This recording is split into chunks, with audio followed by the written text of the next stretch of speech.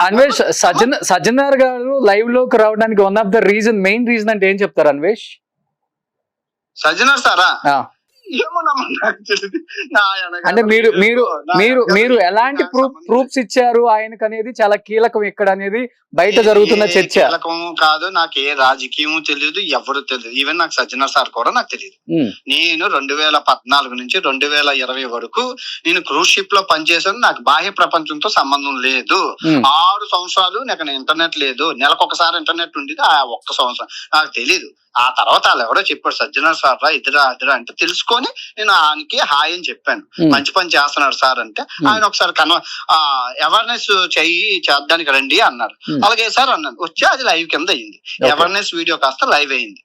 ఆయన ట్విట్టర్ లో చాలా పోస్ట్ చేస్తున్నాను. నాకు నేను ఎవరో అనుకున్నాను. అది జరిగింది కదా.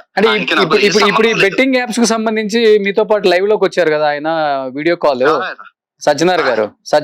అవునవును కాదు అంటే ఇన్ని ఇయర్స్ నుంచి బెట్టింగ్ యాప్స్ మీద స్పందించిన అన్వేష్ అంటే ప్రీవియస్ గా స్పందించారు, వాళ్ళకు కూడా మెసేజ్లు పెట్టానని కొన్ని ప్రూఫ్స్ తో మీరు బయటపడ్డారు. కానీ ఇప్పుడు అంత గట్టిగా స్పందించడానికి వన్ ఆఫ్ ద రీజన్ అంటే ఏమని చెప్తారు అన్వేష్?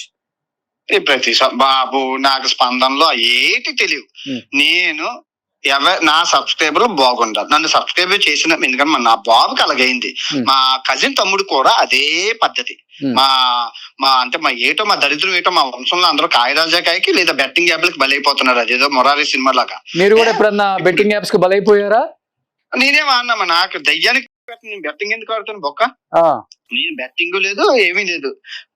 వచ్చింది ప్రశాంతంగా తినేసి తొంగుంటాను. మనకు బెట్టింగ్లు గట్టా ఉండవు. నాకు తెలుసు.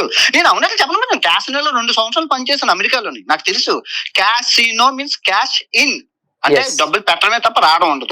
ప్రపంచంలో క్యాసినో స్పెల్లింగ్ చూడు CAISONA కదా.